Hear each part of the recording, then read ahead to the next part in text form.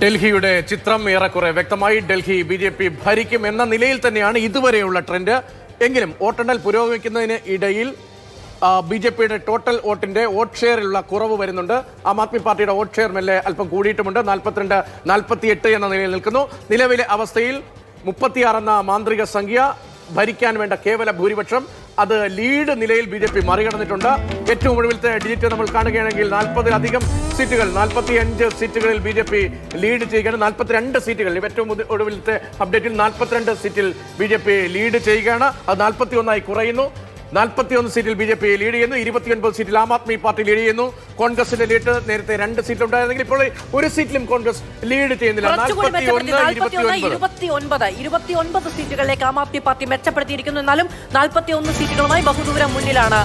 തീർച്ചയായും ഇവിടെ ഇപ്പോ അർജുൻ പീതാംബരനുണ്ട്. അർജുൻ, ബി.ജെ.പി. പ്രതീക്ഷിച്ചതുപോലെ ഒരു ലാൻഡ് സ്ലൈഡ് ഒരു പക്ഷെ ഉണ്ടായേക്കില്ല എന്നാണ് 2 മണിക്കൂർ, അതായത് ഇലക്ഷന്റെ കൗണ്ടിംഗ് തുടങ്ങി 2 മണിക്കൂർ കഴിയുമ്പോൾ പറയാൻ പറ്റും. ബി.ജെ.പിയുടെ വോട്ട് ഷെയർ കുറഞ്ഞു, 47% കുറഞ്ഞു. അതെ, അപ്പോ അർജുൻ, ആം ആദ്മി പാർട്ടി ഒരു പക്ഷേ കേവല ഭൂരിപക്ഷത്തിലേക്ക് എത്തിയില്ലെങ്കിൽ പോലും ഒരു 28 മുതൽ 30 വരെ സീറ്റുകളിലേക്ക് എത്താം എന്നൊരു അവസ്ഥ ആം ആദ്മി പാർട്ടി പ്രവർത്തകരെ സംബന്ധിച്ചുണ്ട്. തോൽവി അവർ മുന്നിൽ കണ്ടു കഴിഞ്ഞോ?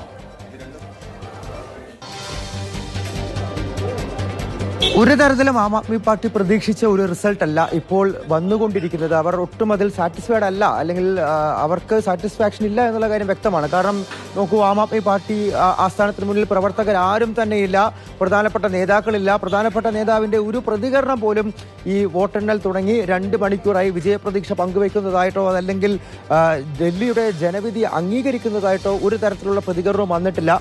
വലിയൊരു സ്ക്രീനിൽ തിരഞ്ഞെടുപ്പിൻ്റെ വോട്ടെണ്ണൽ കണക്കുകൾ വരുന്നത് കാണാം.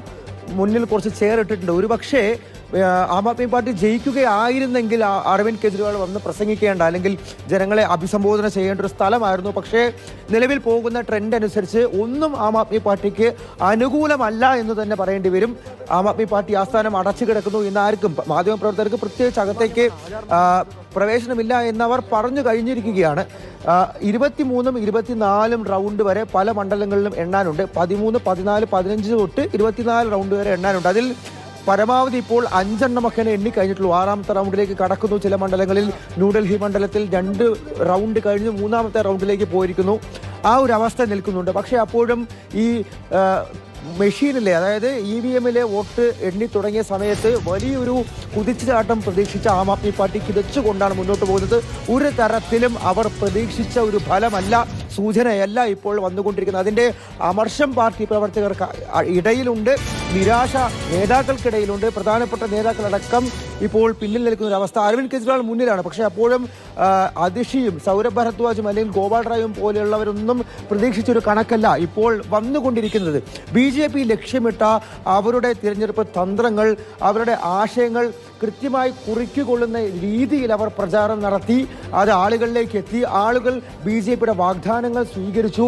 അതിൻ്റെ ഒരു നേർക്കാഴ്ചയാണ് നിലവിൽ രാജ്യതലസ്ഥാനത്ത് ആകമാനം പ്രകടമായിക്കൊണ്ടിരിക്കുന്നത്. ഇനി ഇതിൽ നിന്നൊരു തിരിച്ചുപോക്ക് ബി.ജെ.പിയെ സംബന്ധിച്ചുണ്ടോ, അല്ലെങ്കിൽ ഒരു മടങ്ങിവരെ ആം ആദ്മി പാർട്ടിയെ സംബന്ധിച്ചുണ്ടോ എന്നുള്ളത് അപ്രതീക്ഷിതമാണ്. ഇപ്പോഴും ഒരു അൺപ്രഡിക്റ്റബിലിറ്റി ഈ ഡൽഹി നിയമസഭാ തെരഞ്ഞെടുപ്പിനെ സംബന്ധിച്ച്, വോട്ടെണ്ണലിനെ സംബന്ധിച്ച് നിലനിന്നുകൊണ്ടേയിരിക്കുകയാണ്. കണക്കുകൾ മാറി മറിയുന്നു. പാർട്ടി ഉയരുന്നുണ്ട്. പക്ഷേ നമുക്കറിയാം, പലയിടത്തും 18ഉം 19ഉം റൗണ്ട് ഉണ്ട്. 2 റൗണ്ടുകൾ മാത്രമേ എണ്ണിക്കഴിഞ്ഞിട്ടുള്ളൂ. ഇനി ന്യൂഡൽഹിയിൽ തന്നെ 2 റൗണ്ട് എണ്ണിത്തീർന്നിട്ടുള്ളൂ. അവിടെയാണ് 254 ലീഡുള്ളത്. അപ്പൊ ഇനിയും ഒരു പക്ഷേ ആം ആദ്മി പാർട്ടിയെ സംബന്ധിച്ച് പ്രതീക്ഷകൾ ഉണ്ടാകും. പക്ഷേ ട്രെൻഡ് ക്ലിയർ ബി.ജെ.പി. ട്രെൻഡാണ്. അതായത് നേരത്തെ ഉണ്ടായിരുന്നത് ക്ലീൻ സ്വീപ്പാണ് ആം ആദ്മി പാർട്ടിക്ക്. അതല്ല അവിടുത്തെ കളം, അവിടുത്തെ കഥ അതല്ല. ബി.ജെ.പി. പിക്ചറിലുണ്ട്. ബി.ജെ.പി. ആണ് ലീഡ് ചെയ്യുന്നത്. ബി.ജെ.പി. കേവല ഭൂരിപക്ഷത്തിന് മുകളിൽ ലീഡ് ചെയ്യുന്നുണ്ട്. വലിയ മാറ്റമൊക്കെ ഉണ്ടാകാനുള്ള സാധ്യത എങ്കിലും 1ഉം 2ഉം റൗണ്ടൊക്കെ ആയ നിരവധി മണ്ഡലങ്ങൾ ഉള്ളതുകൊണ്ട്